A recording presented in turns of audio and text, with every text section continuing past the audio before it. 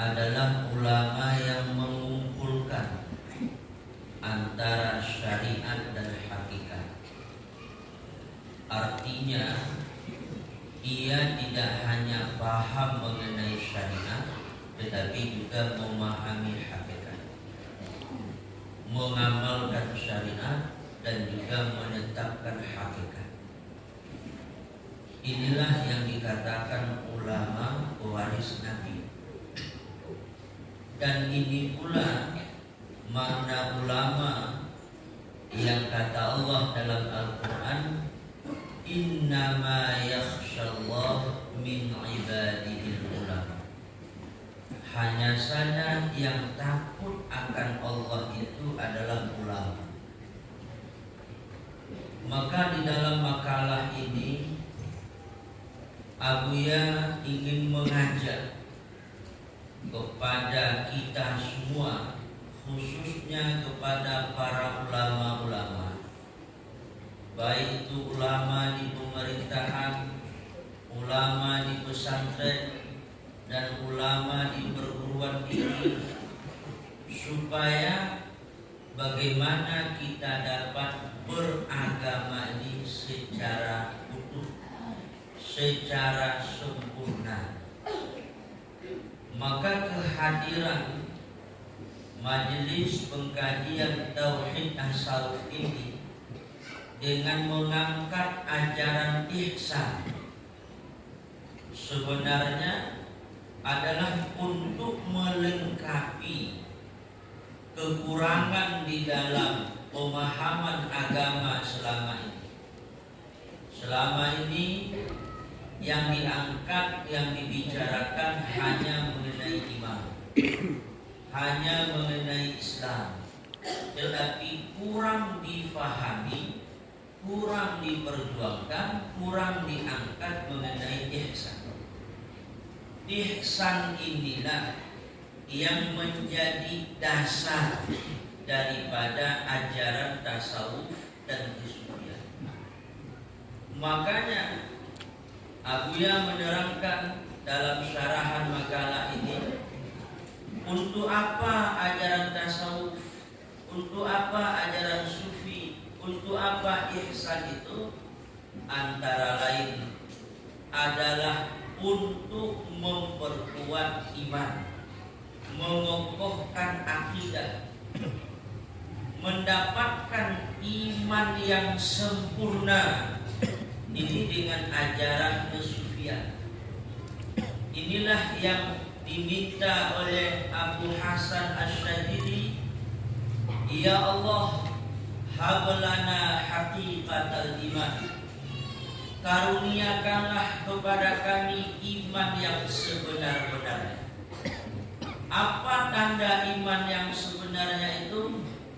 Hatta la nakhafu ghairaka. Kami tidak takut kepada selainmu ya Allah. Kami tidak cinta kepada selainmu ya Allah. Kami tidak berharap kepada selainmu ya Allah. Wala na'budu syai'an siwaka. Kami tidak menyembah sesuatu selainmu ya Allah. Inilah yang dikatakan iman kamil, yang terlepas dari nifaq, ragu-ragu kepada Allah, yang lepas dari syirik, berpegang kepada diri kita dan alam semesta, sehingga kita tidak dapat berpegang dengan Allah. Dan juga ajaran tasawuf. Untuk apa kita memahami tasawuf? Untuk supaya kita dapat memperbagus amal. Selama ini para ulama kita hanya membicarakan tentang amal, bagaimana syarat dan rukun amal, tetapi kurang dipelajari, kurang diangkat mengenai bagaimana memperbagus amal. Bagaimana memperbagus amal? Amal yang lepas dari ujub dan riya, amal yang lepas dari butut keuntungan nafsu, amal yang tidak terhijab, amal itu oleh keberadaan Allah, dengan keberadaan Allah, dengan makna amal yang kita lakukan terlihat dalam batin kita itu adalah maunah, pemberian semata-mata Allah kepada kita. Dan juga tasawuf adalah untuk memperbagus akhlak kita. Akhlak ini adalah satu malakah yang tetap di dalam batin seorang hamba setelah dia dapat memperbaiki nafsunya, setelah dia telah dapat bermuamalah hati kepada Allah, maka dari situlah akan tumbuh akhlak-akhlak yang mulia. Maka inilah sebenarnya yang ingin diperjelas, yang ingin diluruskan, yang ingin diajak oleh Abuya kepada para ulama-ulama kita, supaya tidak hanya memahami iman, tidak hanya memahami Islam, tetapi dilengkapi dengan ihsan. Tidak hanya memahami syariat, tetapi juga kita memahami apa itu tarekat, apa itu hakikat, apa itu ma'rifat. Inilah kesempurnaan di dalam beragama. Maka kami yakin dan kita semua yakin kalau ini yang menjadi tujuan perjuangan yang mulia ini, saya rasa tidak ada yang salah, tidak ada yang bertentangan dengan Quran dan hadis, tidak ada yang bertentangan dengan kitab-kitab para ulama-ulama.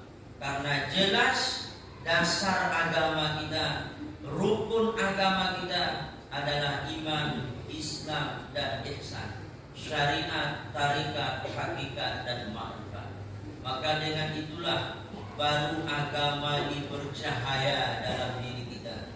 Agama bercahaya pada lisan kita, agama bercahaya pada perbuatan kita, bercahaya pada kepribadian kita. Maka Islam ini akan kembali jaya. Inilah dengan perjuangan tasawuf dan kesufian. Wallahu a'lam bishawab. Assalamualaikum warahmatullahi wabarakatuh.